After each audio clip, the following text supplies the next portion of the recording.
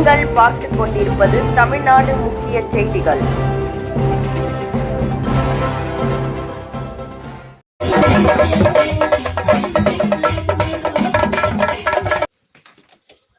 வணக்கம். திருவள்ளூர் தொகுதி வேட்பாளர் வி.ஜி. ராஜேந்திரனை ஆதரித்து திருவள்ளூர் மருத்துவக் கல்லூரி அருகே கழக இளைஞரணி செயலாளரும் துணை முதலமைச்சருமான உதயநிதி ஸ்டாலின் இன்று பிரச்சாரம் செய்ய வருகை புரிந்தார். அவருக்கு திருவள்ளூர் தொகுதி மக்கள் சார்பாக உற்சாக வரவேற்பு அளிக்கப்பட்டது. அப்போது பேசிய அவர், தொடர் பிரச்சாரம் காரணமாக தொண்டை கட்டியிருப்பதால் பிரச்சாரம் செய்யக்கூடாது என மருத்துவர்கள் தெரிவித்தனர். இருப்பினும் வெற்றி வேட்பாளர் வி.ஜி. ராஜேந்திரனுக்காக தற்போது இங்கு வந்திருக்கிறேன் என்று கூறினார். சென்ற முறை நடந்த தேர்தலில் 22,000 வாக்குகள் வித்தியாசத்தில் வெற்றி பெற செய்தீர்கள். இந்த முறை 50,000 வாக்குகள் வித்தியாசத்தில் வெற்றி பெற செய்ய வேண்டும் என தெரிவித்தார். மேலும் கடந்த 5 ஆண்டு கால திமுக ஆட்சியில் திருவள்ளூர் தொகுதியில் பல்வேறு திட்டங்களை சிறப்பாக செயல்படுத்தி இருக்கின்றோம். அதன்படி மப்பேட்டில் 1,200 கோடி மதிப்பீட்டில் துறைமுகம், 308 கோடி ரூபாய் செலவில் அரசு மருத்துவக் கல்லூரி, மருத்துவமனை, திருவள்ளூர் நகராட்சியில் 2 கோடி ரூபாய் மதிப்பீட்டில் புதிய நூலக கட்டிடம் கட்டி முடிக்கப்பட்டுள்ளது. நகராட்சியில் உள்ள அனைத்து சாலைகளும் சீரமைக்கப்பட்டுள்ளது. தெரு விளக்குகளும் போடப்பட்டுள்ளது. அதேபோல் திருப்பாச்சூரில் 2 கோடி ரூபாய் மதிப்பீட்டில் 4 குடிநீர் நீர்த்தேக்க தொட்டிகள் கட்டப்பட்டுள்ளன. 37 கோடி ரூபாய் மதிப்பீட்டில் புதிய பேருந்து நிலையம் கட்டி முடிக்கப்பட்டுள்ளது. 30 கோடி மதிப்பீட்டில் புறவழிச்சாலை கொண்டுவரப்பட்டுள்ளது. சுங்குவார்சத்திரம் முதல் மப்பேடு வரை 4 வழி சாலை போடப்பட்டுள்ளது.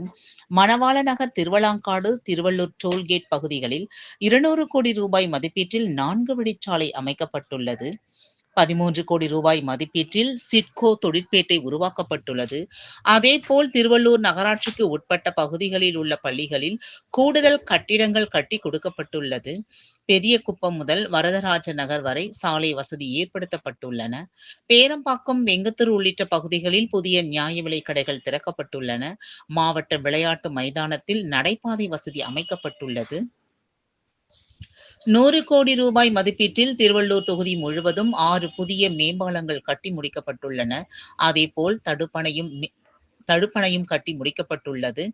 திருவள்ளூர் தொகுதியில் குறைந்தது 50,000 வாக்கு வித்தியாசத்தில் வி.ஜி. ராஜேந்திரனை வெற்றி பெற செய்தால் நீங்கள் வைத்திருக்கும் அனைத்து கோரிக்கைகளும் நிறைவேற்றி தருவதற்கு முதலமைச்சரிடம் எடுத்துச் சொல்லி உடனடியாக நிறைவேற்றுவேன் என அவர் உறுதியளித்தார்.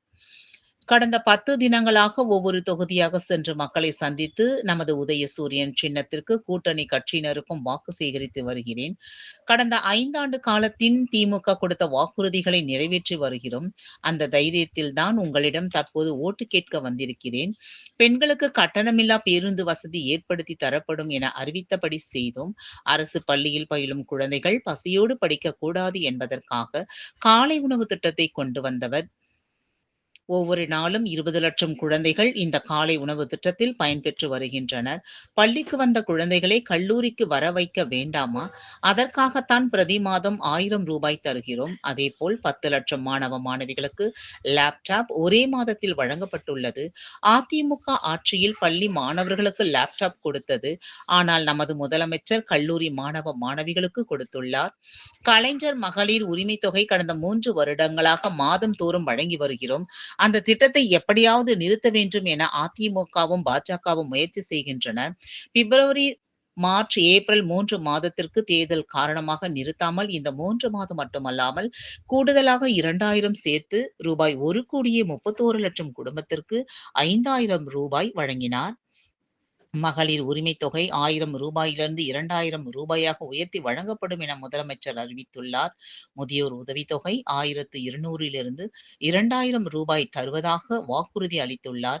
10 லட்சம் கனவு இல்லம் வீடு கட்டித்தரப்படும். அடுத்ததாக திமுக ஆட்சியில் 35 லட்சம் மாணவ மாணவிகளுக்கு லேப்டாப் வழங்கப்படும்.